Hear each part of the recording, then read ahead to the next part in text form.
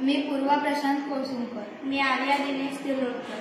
आम्ही पेंढरी पंचक्रोशी माध्यमिक विद्यालय पेंढरी, तालुका देवगड, जिल्हा सिंधुदुर्ग च्या विद्यार्थिनी असून इयत्ता 8वीत शिकत आहोत. बीडथॉन या उपक्रमासाठी आमची थीम आहे व्होकल फॉर लोकल.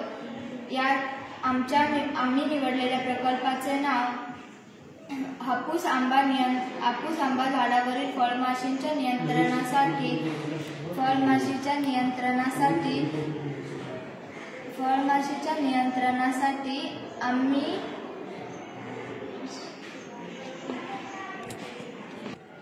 आम्ही स्थानिक व शाश्वत उपाय केला आहे.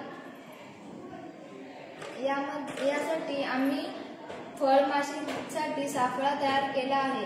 या सापळ्यामध्ये इथून इथे आम्ही होल केला आहे. या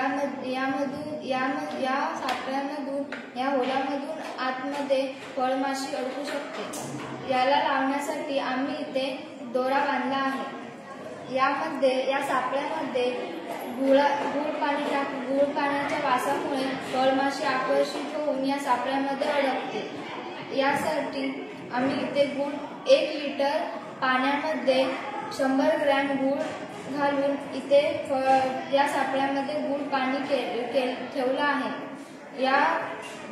या फळमाशी नियंत्रणासाठी या सापळ्याचा उपयोग होतो. झाडाचा गेर बघून याप्रमाणे आणखी सापळे तयार करता येतात. तसेच याच्यापेक्षा मोठा सापळा तयार करून जमिनीवर देखील ठेवता येतो. फळमाशी नियंत्रणासाठी या सापळ्यांचा उपयोग होतो.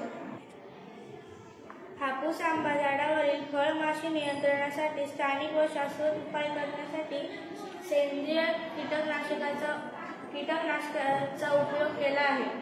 आम्ही त्यामध्ये कडुलिंब, लसूण, मिरची याचा उपयोग केला आहे. त्यांची पेस्ट बनवून 24 तास ठेवून दुसऱ्या दिवशी त्याला गाळून एक द्रावण तयार केले आहे आणि नंतर त्याच्यात स्टिकर म्हणून हँडवॉश टाकला आहे. यामध्ये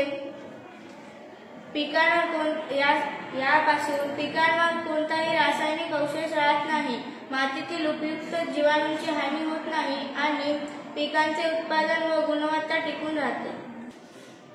आम्ही ते द्रावण एका फवारणी यंत्राच्या साहाय्याने झाडावर फवारणी करू शकतो.